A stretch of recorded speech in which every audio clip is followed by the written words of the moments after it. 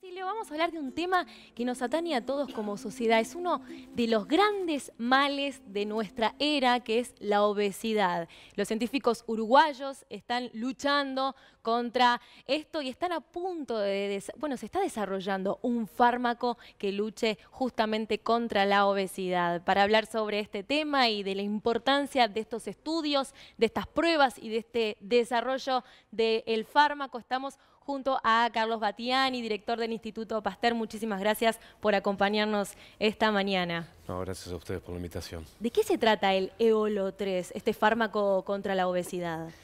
Bueno, a ver, haciendo un poquito de historia para poder explicarlo mejor a la audiencia, nosotros hace unos 15 años, junto con Virginia López de la Facultad de Química de la Universidad de la República, empezamos a ver que había una forma, podíamos llegar a tener una forma novedosa de diseñar fármacos que nos sirvieran para distintas enfermedades a través de utilizar viejos fármacos conocidos de la medicina, que los utilizábamos como, digamos, andamios o estructuras, a las cuales las modificábamos con grupos funcionales que sabíamos que tenían propiedades antiinflamatorias no convencionales.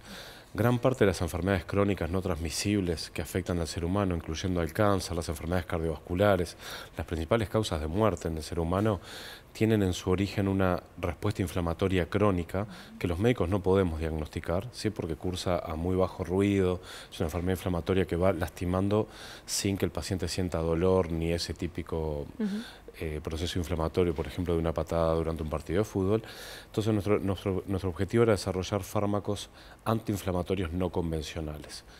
En función de cuál fuera la estructura que elegíamos, ¿tá?, podíamos lograr que fuera un fármaco más para aterosclerosis, más para la obesidad, más para otro tipo de enfermedades, por ejemplo, neurodegenerativas.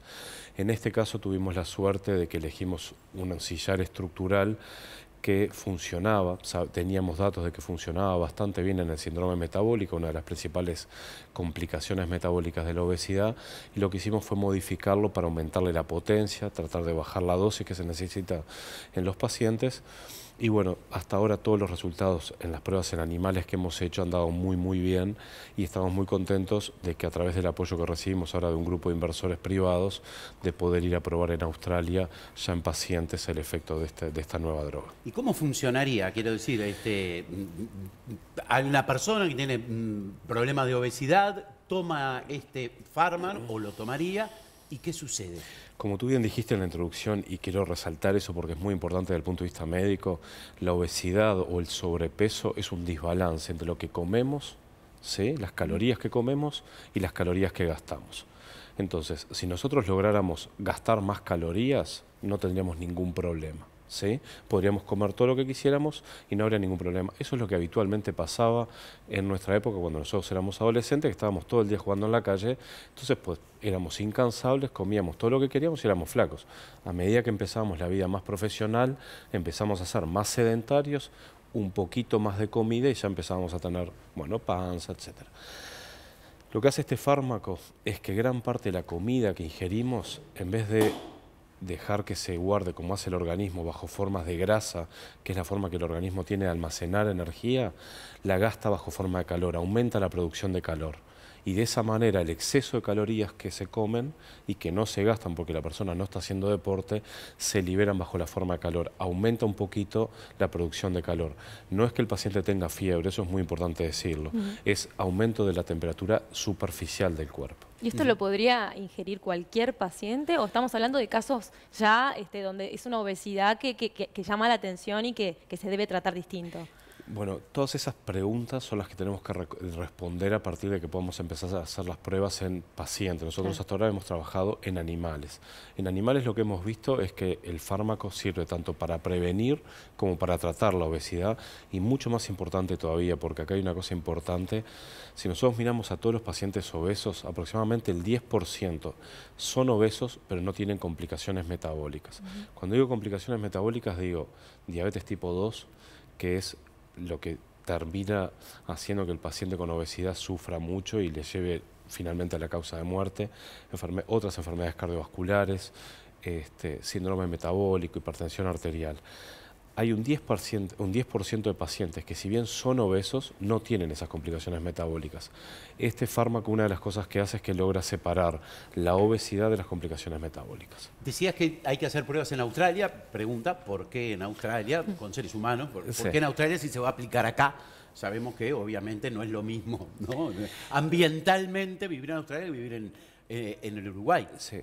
Básicamente por un concepto. Nosotros tenemos que tratar de hacer las pruebas bajo estándares internacionales reconocidos por las principales agencias regulatorias. La principal agencia regulatoria, las dos principales agencias regulatorias, que son las que marcan el camino de los fármacos innovadores, de los nuevos fármacos, son la agencia americana, que se llama FDA, o la agencia europea, la EMA. Nosotros lo podemos hacer en Estados Unidos o en Europa o Australia. Australia es considerado un país del primer mundo, tiene una agencia regulatoria muy seria y tiene una ventaja con respecto a Estados Unidos y a Europa, y es que está promoviendo la investigación con nuevas drogas. Ellos son el tercer país con mayor obesidad, entonces realmente a ellos les interesa mucho, con lo cual acortan los tiempos e incluso desde el punto de vista económico es un poquito más favorable. Yo recuerdo, ¿no? Una moda hace unos años, décadas, de esas pastillas de adelgazamiento, Sí. o de esos batidos de adelgazamiento. Si esto es lo que está siendo desarrollado ahora por científicos y que es realmente lo que sería aprobado por la medicina, ¿qué era todo aquello que se tomaba o que se toma para adelgazar? Habían medicamentos, los medicamentos uno los aprueba, las agencias regulatorias los aprueban para una indicación principal. Por ejemplo, las anfetaminas, etcétera. En su momento, cuando fueron aprobados para determinados usos en medicina. Eso no quiere decir que después otros médicos se la den a pacientes con otras indicaciones. Otro ejemplo son las hormonas tiroideas. Las hormonas tiroideas son para tratar pacientes que tienen hipotiroidismo. Si yo tengo un paciente que tiene obesidad y le doy hormonas tiroideas, le voy a ayudar a perder el peso. El T4. El famoso. T4, pero le voy a estar haciendo mal por otro lado. Claro.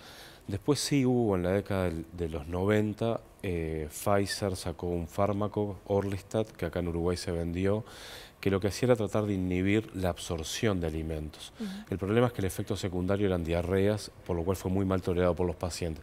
Entonces, la verdad es que desde el punto de vista médico, científico, hay mucha investigación en obesidad. Hay compañías farmacéuticas muy grandes que tienen como principal foco la obesidad, porque hoy es la epidemia del siglo XXI. Increíblemente, en el siglo XXI tenemos más pacientes obesos que desnutridos, contando todo el continente africano que está lamentablemente con niños con hambre. Sin embargo, tenemos más pacientes obesos que desnutridos. A pesar de eso, obviamente hay muchas compañías tratando de desarrollar fármacos contra la obesidad. Todavía no hay ningún fármaco que sea realmente exitoso en cuanto a prevenir y o tratar la obesidad.